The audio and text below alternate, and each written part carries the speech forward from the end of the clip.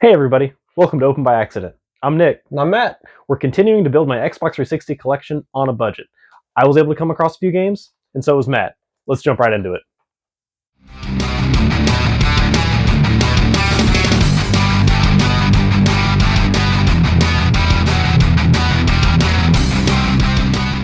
So on our way back from a family trip to a water park, we decided to stop by Budget PC and Retro Games in Eldon, Missouri.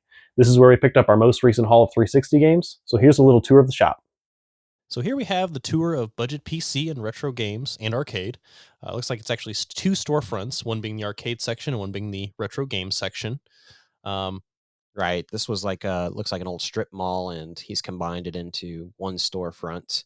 You can kind of see the pass through there to the arcade. This yep, is located in Eldon, Missouri, which is just outside of Lake of the Ozarks. there is no billboards or big signage for his store, so just be looking out for the Walmart. And then in the windows, it says Retro Games and Budget PC and things like that. Right next to the Walmart in Eldon, Missouri. Here you got all of the accessories and like the cables and that sort of thing for completing your game systems. Yep, handful of Genesis games. Yeah, a lot of sports games. Yep. But over in this case here, something you don't see every day, some 32X games. Yeah, Box 32X. Mutant League Football, a Honeybee. Some decent Sega stuff here. The Sega CD games in the boxes, those were actually in really nice shape. Yeah, Those especially that cardboard Sherlock box- Holmes. Yeah, the cardboard boxes on Sega CD are hard to find sometimes in really good shape. And then here's the Xbox collection or selection. This is what we kind of went here for. There's a lot of games to choose from, a lot of sports, a lot of filler, but definitely a lot to choose from. Yeah, but you can kind of see how he organized it, by almost genre. You got your Connect games, you've got your non-sports games, then you got your sports games section, or your better sports games. Like there's a UFC Undisputed 3 in there, and But as you can see, the condition is very sporadic. That family game night I know you were looking for, it was very water damaged, as yeah, well so that as was a pass. a WWE game that we just passed. But some of the games that we ultimately picked up were in like new condition. So Yeah. I mean, condition is kind of all over the place. I kind of got like pawn shop vibes. Yeah, and you'll see that later in the tour video of just the amount of stuff that he has that's maybe not video game related, but if it makes him money, then he's taking it in. Right. Yeah, but even had some brand new games. Yeah, sports games, but still some brand new games. A lot of FIFA. Yeah. So here's some of the games that we decided to check out. We got Birds of Steel. That's a fun plane fighter. Then going across, we pull out NCIS, which was a fun Right one. next to it is that Ventica. That was probably one that we probably should have picked up for your collection, because that's kind of on the rise with Yeah. the rising prices of Xbox 360 games. It was just so hard to really pinpoint games out when you're really sorting through so much sports and stuff like that. So Sure. but I was And glad the ones we did find. if of course if the games were front facing, it'd be a lot easier to decide what you wanted or look at. When you bookshelf them like this, it saves a lot of space and allows you to put a lot more games out on display, but ultimately it makes it a little bit harder to look through and find the games you're looking for. You got to Yeah, be because if you see, there's a lot of selective. white, but then the stack of our games, those spines are very colorful. So obviously, those are the ones we noticed right off the bat and pulled off to check out. So we're kind of moving on to the PlayStation section. I got strategy guides here, a lot of strategy guides. Yeah, older ones. There was some GameCube stuff. So I think there was a Nintendo 64 strategy guide. So tons of cool stuff there. You can kind of see on the, as we're panning through, the randomness of stuff in there. There was like plushies, there was batteries, there was, little controller accessories and that sort of thing. Just noticed that he had 3 copies of the Call of Duty Legacy for PlayStation 2. That's interesting.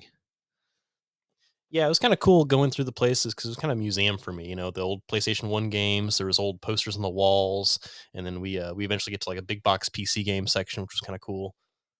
Yeah, then you got the Wii section, and then you can kind of see over there in the corner all of the monitors, and those are probably like your PC section where he would rebuild and put together PC setups. GameCube, Wii U. He had a little bit of everything, DVDs. And then here's that big box PC section. Yeah, so his name is Budget PC, so obviously there's going to be a lot of computer stuff. We just saw some monitors and some PCs, and then here's the big box section, which I pulled out that Covert Action because it was just such an older game and it was in good shape. Just seeing the early beginnings of PC gaming. Way before my time. And one thing to point out, in each of these sections, you see a little green tag, and what it is all of the games that are priced at $9.99 or less, he will discount in a bundle deal to 7 for $35. We actually did take advantage of that, which we'll talk about later. And a lot of the games that we picked up were actually priced higher than $9.99, but he still honored that 5 for 35. So it makes them $7 a piece. Yeah, so he's still willing to cut a deal. So you got some accessories, larger accessories like the guns for the Cabela's. You got game consoles, DVD section. Most of his DVDs, like the run of the mill releases, were like $1 a piece, and then I think he even bundled them cheaper if you bought more. I'm sure his box sets might have been a little more pricey than that dollar price point. Got a section of like plug and plays, action figures, old school TVs, some pool lights or bar lights. We've- Just a little bit of everything. Yep, more game consoles. I mean, he had some good consoles. You see the re-release of the Super Nintendo and the original Nintendo sitting there on the shelf. A lot of Atari to choose from.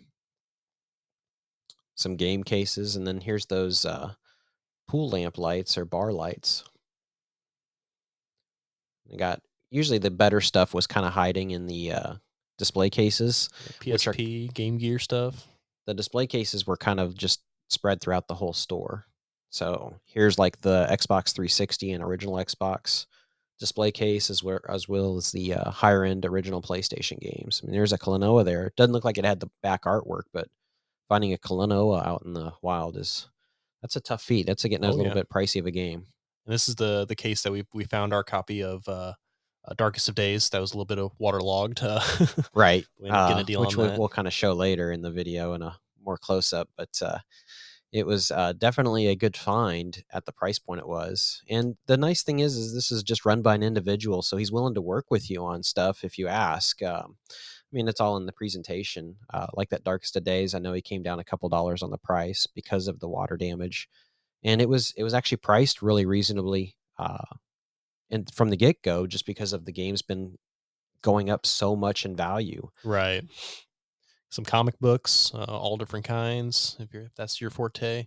I was getting a kick out of the old Xbox previews being played on a Hello Kitty TV or Right. Disney Princess. That was kind of funny. Right. And here's just a random smattering of electronics like Switch boxes and DVD players. And yeah, here's that covert action. Really good shape, just such a weird little game. Definitely way before my time, so it was cool to see that. Like I said, it was kind of a museum of games. Some of them weren't worth anything, but it was just cool to look at. Yeah, not something you see every day. Yeah, here's us taking a look at this Darkest of Days. I mean, everything looked great, and then I started pulling that booklet out, and then I'm just like, oh, there's the water damage. Yeah, the paperwork was a little messed up on that one. Yeah. So here we have the arcade that I did a little tour of. Tons of games, racing games, shooting games, you name it was in here. It is a pay-to-play arcade, so he's got a change machine, and each game has its own price point. There was some interesting stuff in here. Had some pinballs, had some, sit-down racing games. Looks like fighters. I mean, our arcade in town doesn't even have a Tekken, and he's got a Tekken. Right. They got the Pod Racer, which was, kind of a unique racing cabinet. The gun cabinets. I mean, there was tons of different styles of gun cabinets depending on how you wanted to play. It's just kind of cool seeing all those. Clearly, the cabinets are in various degrees of shape, but there was definitely some interesting stuff. Not too crazy about the Pandora's box in an arcade machine. That's a pay to play. I mean, yeah, you can jump on Amazon and buy one of those pretty inexpensively. Definitely some unique stuff though. Like that was kind of a custom cabinet that was made for Rastan. Never even heard of the game, so it's kind of cool seeing a game I never even heard of in a cabinet that's one of a kind. So it's cool. And obviously, you can see some of these arcade games you can take home with you, purchase. Yeah. This was interesting. This is the one I got a kick out of because it's not even a game. It's just a Neo Geo photo machine to put, background stickers and stuff on your photos that you take. Right, because back in the day, people would go to the arcades just to hang out, even though they weren't into video games, so they needed something to do. So that was the tour of Budget PC. Now let's get into the games we decided to pick up. So Matt and I were able to bundle our games together, at least the cheaper ones, for a deal of 5 for $35. Here's the two I decided to pick up. First up is Resident Evil, Operation Raccoon City. It's a little rough shape in the case, but nonetheless, it definitely works. Definitely a fun little game. And the other game I decided to pick up was Supreme Commander 2, which is in phenomenal shape. Looks like it hasn't even been played before. Very excited for that as well. The 3 games I got on the 5 for $35 deal bundling with Nick. First up, we got NCIS. It is complete and in really nice shape. Next up, we got Transformers Devastation. This one doesn't have a booklet, but I'm not 100% sure that this one ever included a booklet.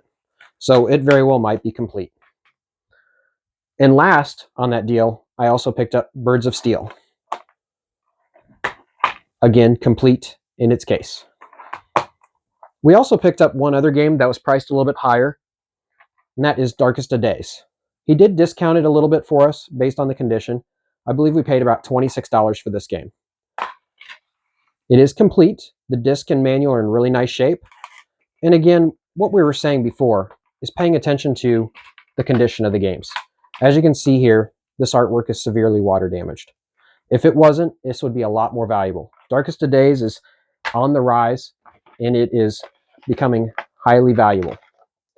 I think overall, we did really well on our pickups there, because Darkest of Days holds a value of about $60 in the condition it's in. NCIS, about $15. Transformers Devastation, about $18. Birds of Steel, another $15. And then mixed games. Supreme Commander, he probably broke even at about a $7 value. And then Resident Evil Operation Raccoon City is probably about a $10 value. So overall, we're looking at about $125 in value, which we paid just shy of $67. So we're trying to still stay on par with that 50% of value like we did before. Darkest of Days was just too good of a deal to pass up at that $24 price point. Our hope is maybe we can sell it for a little bit of profit to offset the cost of the other games, or maybe use it as trade bait to get something else we need or want for our collections. Either way, that 5 for $35 deal, I think, was too good of a deal to pass up to add new games to our collections. Thanks again for watching. We're open by accident. Give us a like, subscribe, and comment. You can find us on Instagram, Spotify, and TikTok. I'm Nick. And I'm Matt. Thanks for watching.